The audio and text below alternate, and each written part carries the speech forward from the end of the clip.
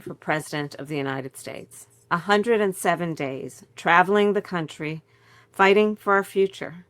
The shortest presidential campaign in modern history. It was intense, high stakes, and deeply personal for me and for so many of you. Since leaving office, I've spent a lot of time reflecting on those days, talking with my team, my family, my friends, and pulling my thoughts together. In essence, writing a journal that is this book, 107 Days. With candor and reflection, I've written a behind-the-scenes account of that journey. I believe there's value in sharing. So, listen. The reason why I'm making this video is because some excerpts have come out from that book. And when she says candor, it's some candor in there. There's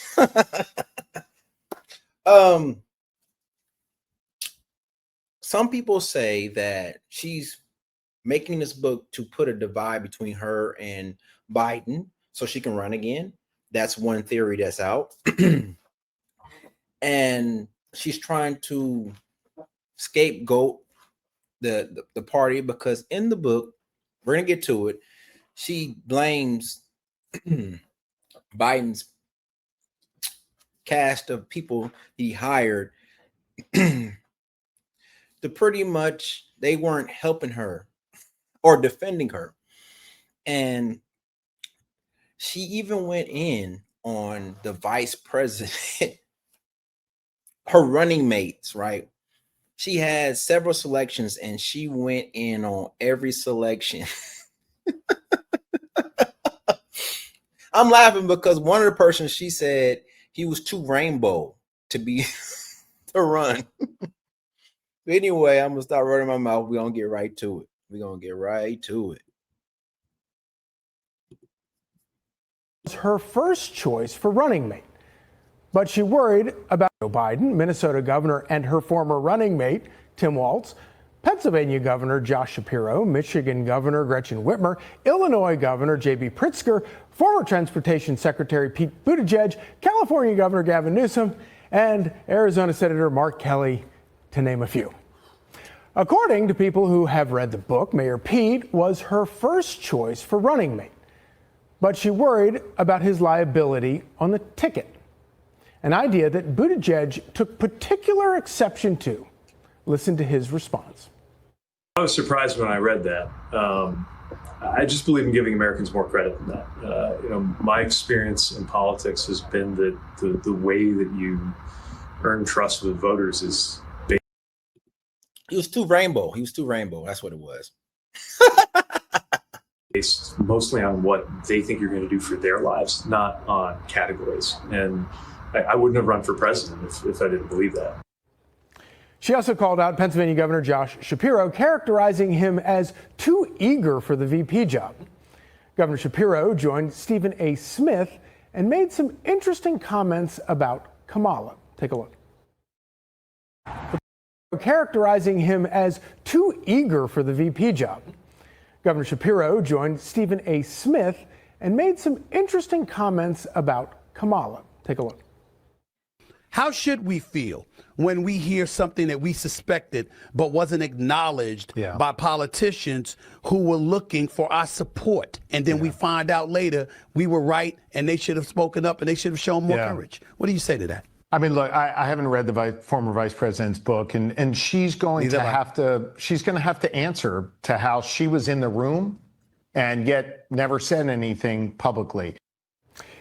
Now, among her many criticisms of former President Biden, Kamala reveals one particularly bizarre story in which she says Biden called her right before her debate with President Trump and said his brother told him that her people were bad-mouthing him among donors.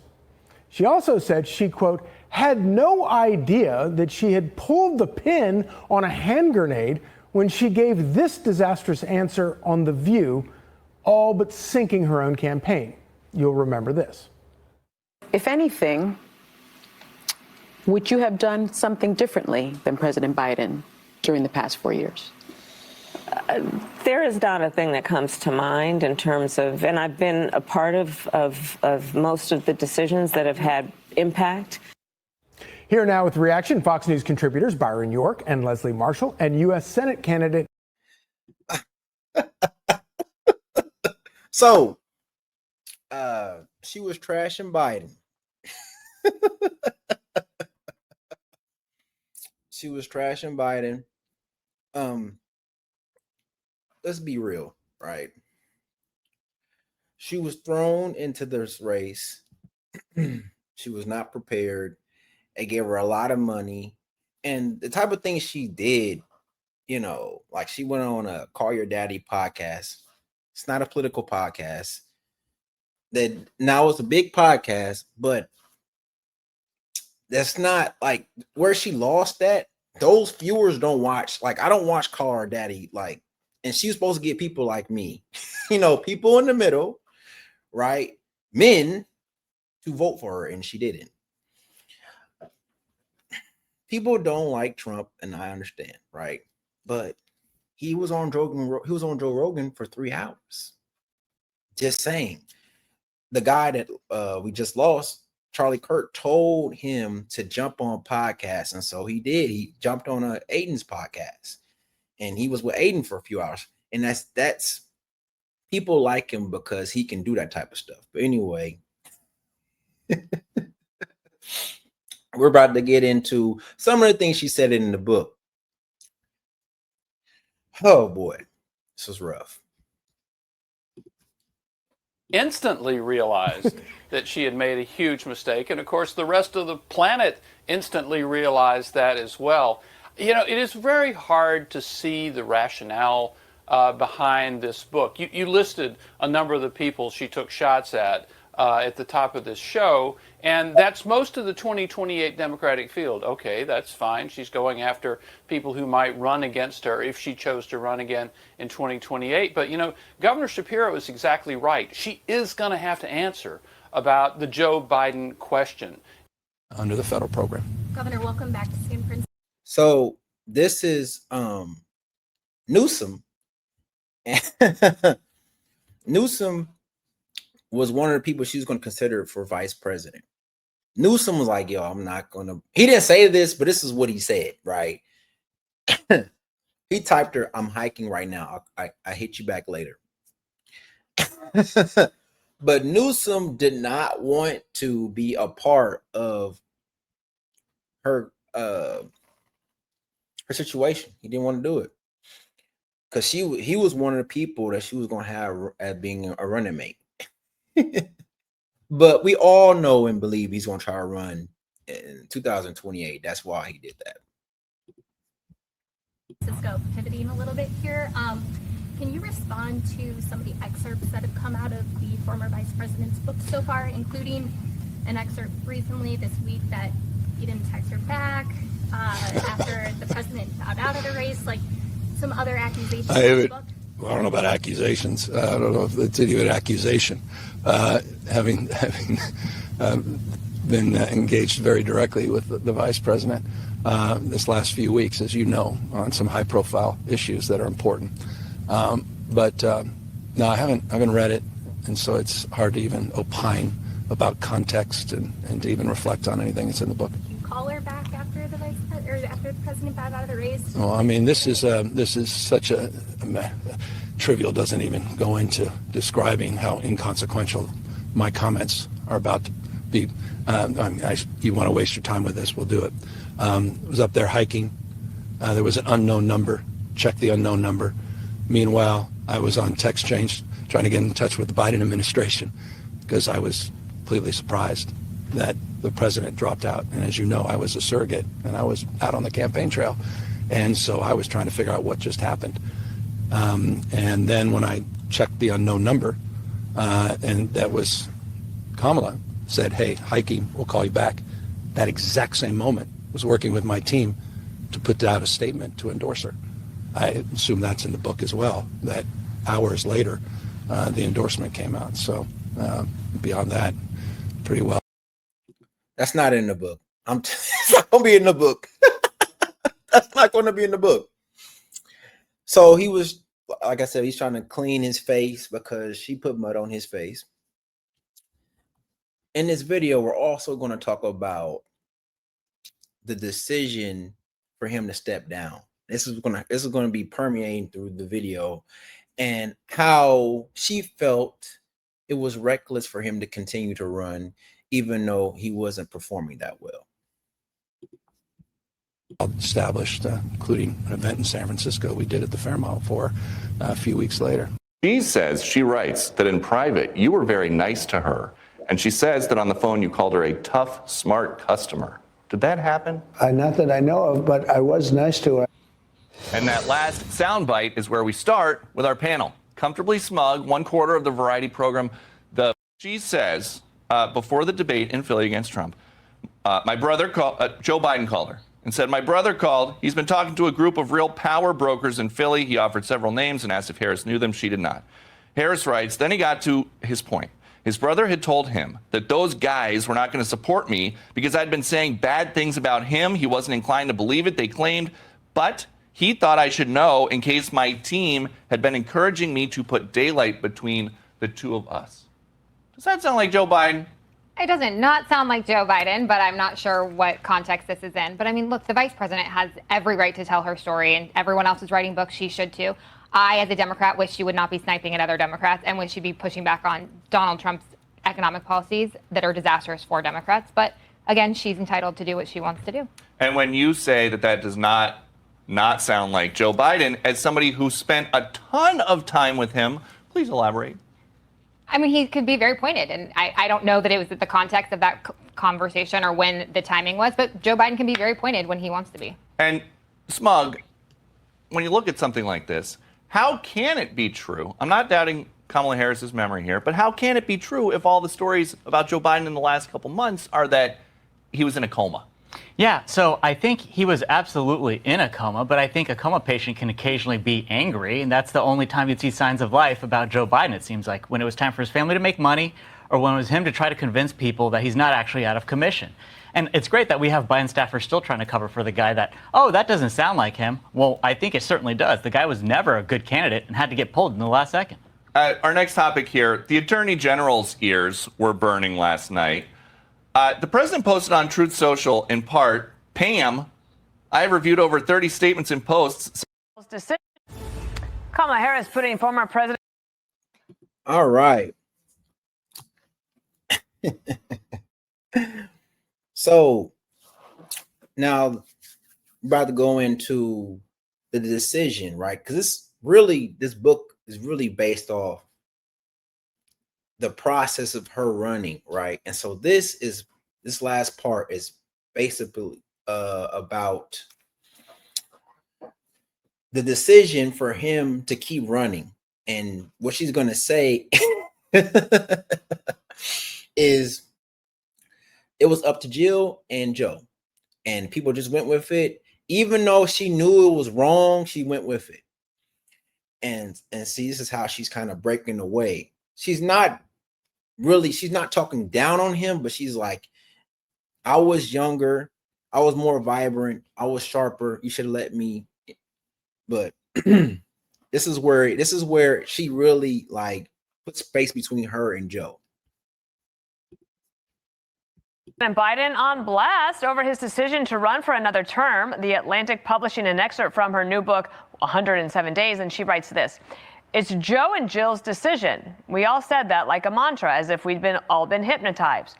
Was it grace or was it recklessness? In retrospect, I think it was recklessness.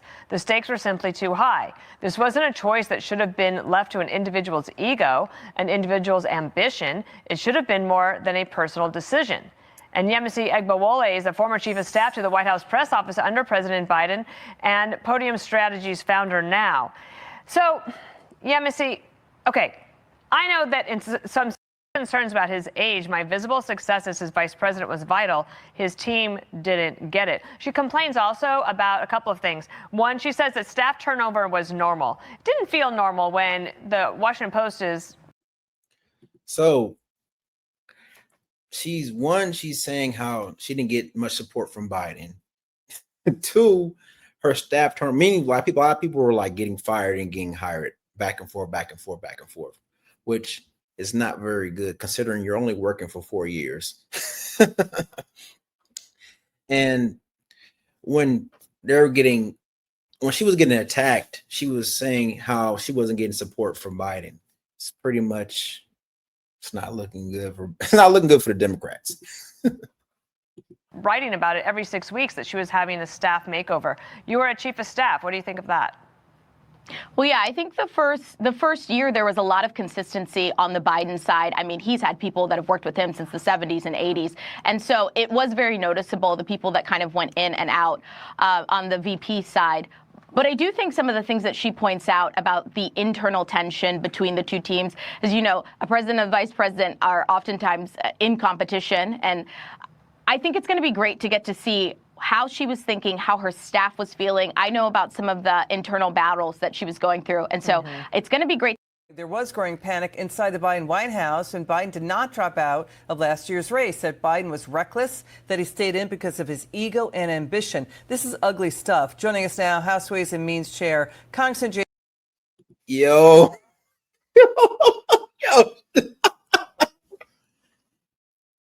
That's crazy. That's wow. So imagine working for someone knowing that America might be under his rule or under his guidance and thinking this about him. It's amazing. It's amazing. I'm so glad this book is coming out because it's going to show a light on the Democrats. And this is not just the Democrats. Let's be real. It's all politicians are backstabbing, lying, manipulating people, right? They're all like this. They're all like this. A good show to watch is House of Cards. And they show you how they manipulate each other. And that's why I don't really trust politics that much because it's all a game. They're always trying to run some game on somebody. Faking being nice, doing favors to get favors from somewhere else. They always have an angle in politics. Jason Smith. Congressman, always a pleasure to see you. What do you make of this? Because Biden's aides are now saying Harris is trying to scapegoat Biden to try to mask her own shortcomings. It's exactly the case. She is just trying to get attention. She's throwing Biden off the bus, and this is what, people will hurt you a lot to help them a little in Washington, D.C. She's doing that. She was there up close and personal. She saw Biden's decline, didn't say anything. And this is pretty nasty stuff. Let's read the quotes. Biden's aides are saying Vice President Harris was simply not good at the job. She had basically zero substantive role in any of the White House key work streams. Instead, would just dive bomb in for stilted photo ops that expose how out of depth she was. The Hill media is reporting Democrats are discombobulated. They don't have any agenda beyond Trump is bad. Put this all together for us. Well, that's exactly the case. The Democrats in Washington just virtually have Trump derangement syndrome. Anything that President Trump wants, they're opposed to. Regardless if it's something that's best for the American people, they just will oppose anything, absolutely anything that President Trump is pushing. Are they backing down, sir, after the assassination of Charlie Kirk? What are your thoughts now on what the Democrats are doing? President Biden has a, quote, well-meaning elderly man with a poor memory and unfit to. So this last clip is gonna make you feel mad. I'm gonna tell you why. So last year, when they were coming at Joe Biden, she did what she was supposed to do. She was standing up for Joe Biden. She was saying, his mental state is fine. He's sharp and all that. Right?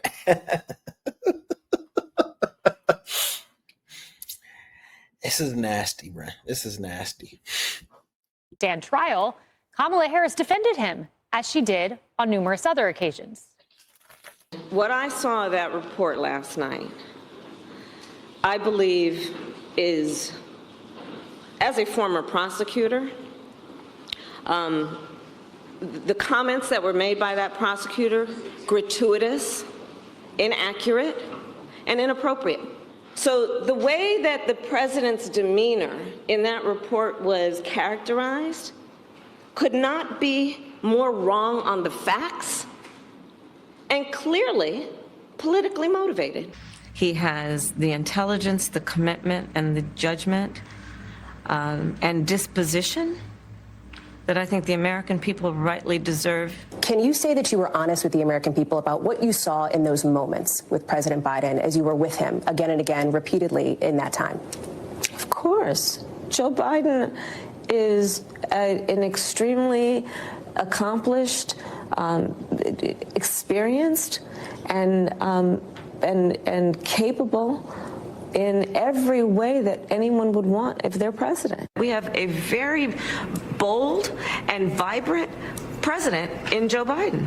I think that age is more than a chronological fact.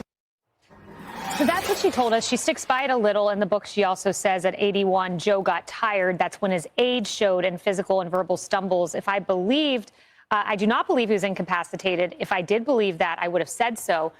But Kevin McCarthy, is that believable? You sat across from President Joe Biden many times. What was your observation?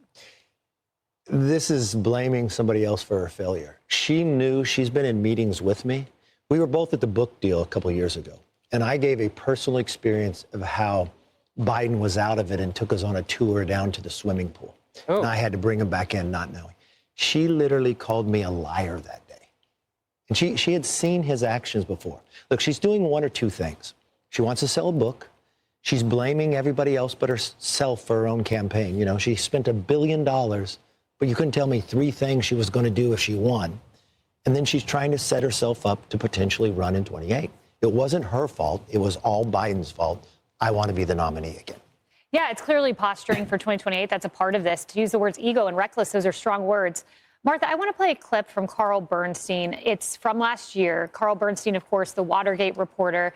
I want to play this because it was not a secret among Biden's inner circle that he had these issues. It was more than just being tired. Listen to this reporting from Carl. These are people, several of them, who are very close to President Biden, who love him, have supported him, and they are adamant that what we saw the other night, the Joe Biden we saw, is not a one-off, that there have been 15, 20 occasions in the last year and a half when the president has appeared somewhat as he did in that horror show that we witnessed. There was a fundraiser at which he started at the podium, and then he became very stiff, according to the people there, as if it were almost a kind of rigor mortis. Sounds like more than being tired. It sure does. Yo. So you see the politics, right? So when she's the vice president, she did what she was supposed to do. She backed him up and all that, but she knew the guy said he walked to the pool like the Democrats ain't shit, bro. Oh my God. Oh, they should have pushed his butt out earlier. That's insane. Oh my, that's scary work. It's scary, man. That is super scary. The last bit of this, Stephen A. Smith had some words because I believe he would have voted for her. He would have voted for her. You know, he's a get along, go along type dude. And he's gonna say why he didn't vote for her, right? Other than what you did. And I don't want to hear about 107 days and that's all you had. You know what 107 days gave you? It gave you the opportunity to take over the campaign and do it your way instead of capitulating to what his people wanted you to do and you doing whatever you thought was necessary under the realm or the guise of loyalty and costing, and in some people's eyes, costing yourself the presidency. There are things that she could have done that was more effective. Don't get me started with her appearance on The View. Don't get me started when Sonny Houston looked at her and said, is there anything that you would do differently than Joe Biden? And I can't think of anything. Nobody wants to hear that. When the country was in the state that it was in, and we knew that change was the order of the day, and you had a candidate that was not only using her rhetoric, her verbiage, and the lack thereof from him, but also was accusing her as hiding and engaging in his own definition of machismo or misogynism or whatever you want to call it, to point out how he was a man's man and he goes everywhere and he talks to everyone, while she was not willing to do that initially. And then you come out with a book in the aftermath of it all, and you've talked about Pete Buttigieg and, you know, him being gay, or you talked about Josh Shapiro, the governor that I just interviewed the other day, and you talked about him being too eager for the vice presidency when he was clearly a better choice than Tim Walz, or you want to talk about Gavin Newsom now, but you wouldn't do it before. Nobody's trying to hear that now. That is a candidate that's on her way out the door, and I'm not saying I wish it. I've had the pleasure of meeting her once before. She is a very nice person, very accomplished. I respect her, but when I look at the excerpts from this book, it's too little, too late. And that's what this comes down to. As far as I am concerned, I believe, and I hope I'm wrong, but I believe her political career is over. The minute people buy and read it with the stuff that she could have said and the stuff that she could have done, but refrained from doing, which obviously contributed to her losing the election. It's too little, too late. Are you in it to win it or not? She wasn't. And that is that. And that is that. The book is coming, right? It's going to sell out. It's going to sell out. It's going to sell out. Imagine working with somebody that I don't want to be mean, but there were rumors that he used the bathroom on himself, right? Like, and you were going to allow him to be the president of the United States? Just off that alone, like, I wouldn't vote for her again. Like, what? What? Just to fall in line with the party? And the Democrats, right? I'm not a Republican, by the way. To let him run and no one say anything, no one do anything, just let him run, and knowing that his capacity where he was at, it's amazing. Simply amazing. Just to beat Donald Trump. Just to beat Donald Trump. And it's funny because they waited so late that she was the obvious answer. You know, no one else could run.